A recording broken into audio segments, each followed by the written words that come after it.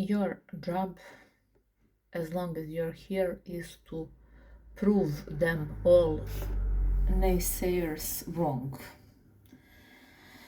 One of my favorite thing to repeat as a form of robotic manifestation is, I think that the name of that actor is Kevin Hart. And I remember years ago when he made one short when he said, "They didn't believe I can sell the tickets for the tour. God did." And he's constantly and constantly repeating that same sentence. They didn't believe I can sell the tickets for the tour. God did. And over again. They didn't believe I can sell the tickets for the tour. God did. So that's something I want you to always have in the back of your mind. No matter who didn't or still doesn't believe in you, it's important that you have faith and belief inside you that whatever for you seems impossible and you couldn't and didn't know how to do, God did for you and is doing for you. As I said many times, all those delays, all those that seems like failure for you is just God having a bigger picture in his mind for your journey and for your life and for your story.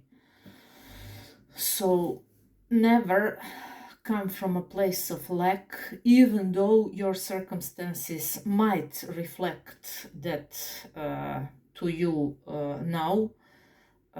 Ignore the now, because your now is just byproduct of the way you thought yesterday, meaning while ago, and spend this time now in investing in better feeling thoughts, because what you think now is what's creating your tomorrow. So that's what every single teacher meant when they said observe less, imagine more. Maybe your current environment isn't something preferable for you, but as I said, that's just the reflection of your previous way of thinking. But when you know that, you can imagine more and observe less. And while you are imagining more and observing less, you are doing what? The most important thing, and that's putting yourself in a better feeling place. Automatically, when you are putting yourself in a better feeling place, your inner signal, like every radio station has its own, in the same way every single one of us has a personal unique signal as a form of signature, and that personal signal and frequency and energy that you are radiating even while you're sleeping is more powerful and more important than your handwriting and your real signature. Pay attention to that. You know, and you have always insight in what you are broadcasting by the way of how you are feeling. Does that means that if you have and experience something unpleasant, you are done? No. But as soon as you shift and do what's necessary to realign, that's better for your future results, because every action from alignment is much more powerful, and every person that knows how this inner work is bringing results is more powerful than millions and millions of others who are not.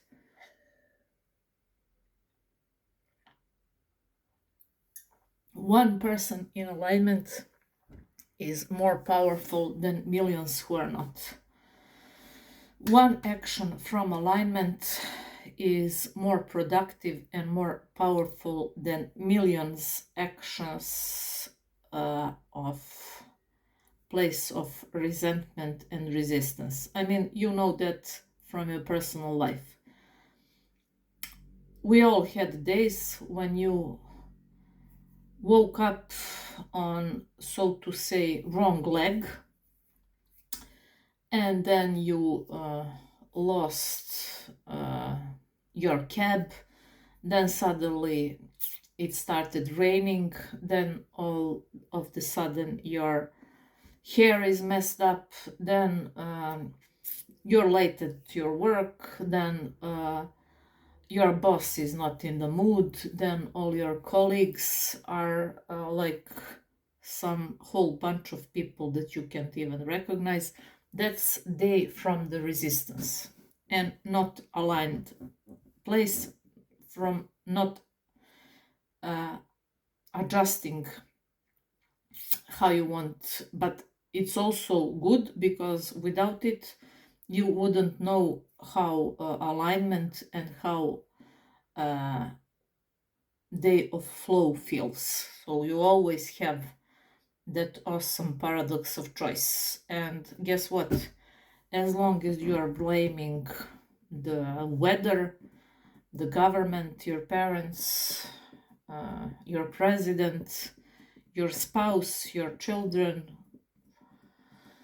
current circumstances, nothing will change. But when you do the most powerful thing and say, I am responsible, you cut the tree of blame and you are capable to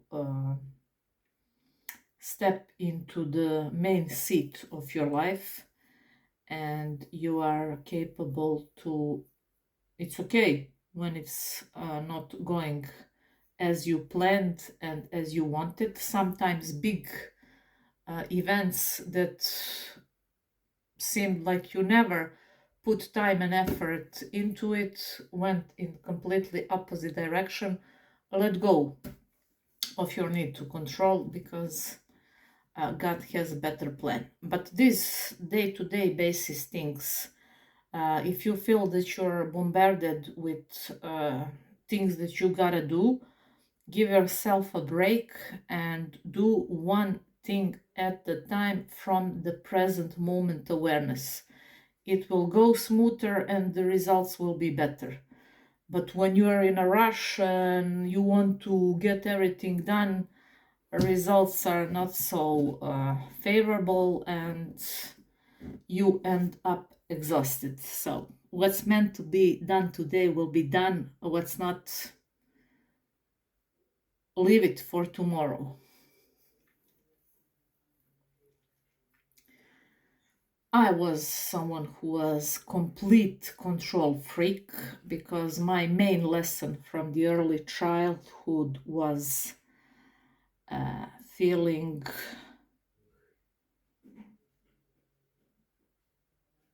unsafe. So that's what I adopted, that I have to be control freak, to predict every next step, to know what someone will do or say or think in a form of their next move. And it's such a waste of time because life had awesome way to show me that the more I tried to hold, the more things were like water going through and leaving through my fingers. But because I was forced to literally say, I don't know, God sees and knows better and has always awareness of my journey from the end to the beginning.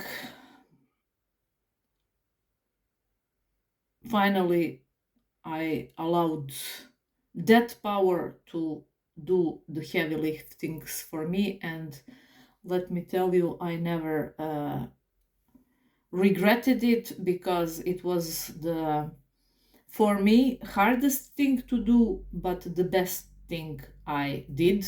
I mean, I did. I would never do it if God didn't put his fingers on my story. And that's why uh,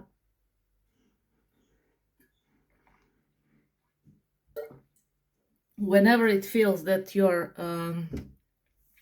goal, or whatever it is that you are having in front of you, is overwhelming, or feels like challenge that you can't, even though you're putting all your efforts, solve, do the opposite, and something that I know it might feel scary, but it is the best thing you can do. Let go. Do nothing. Do nothing. And you know how sometimes when you are obsessing over something, let's say over a person, and then something happens in your life and you are forced to turn your attention from that situation, or from that person, or whatever it is that you're obsessing over, relationship. And through this act of you now putting your attention through something and to something else, some other things that you gotta do in your life, you literally, I don't know, see your phone blown up with messages, calls, and everything you used to obsess. Why? Because you were at that point sending desperate signal. Where is it? Where is it? What you have, you don't want. And that's the core of every single teaching and everything that people preach today about how to witness in your life every single one desire that you have, simply for being in a place of that being natural to you. When something is natural for you, you're not obsessing over it. You are not constantly checking, I don't know, message, account, views, followers. No, you do your part and literally forget about it. As this example of situation solving itself, the moment you turn away your attention from it and literally forget about your obsession over it. So try it. Whatever it is that you are now dealing with, or something that you are doing on longer than you should be doing on it, and still not witnessing the result, forget about it. Try it. Is the path of least resistance, from the book of Seven Spiritual Laws of Success. Never doubt your desires, because every single one of them was installed in you, because you and only you have the capacity to bring it into fruition and into this physical realm. The beauty of this journey and of entire life is that we are so uniquely different, but at our core same, that we create all the beauty in this world. Your desires were given to you because you and only you have the capacity, and you're the only vessel and channel for those desires to be brought up into this physical realm. If you have still any doubts, let the higher power do the heavy liftings for you.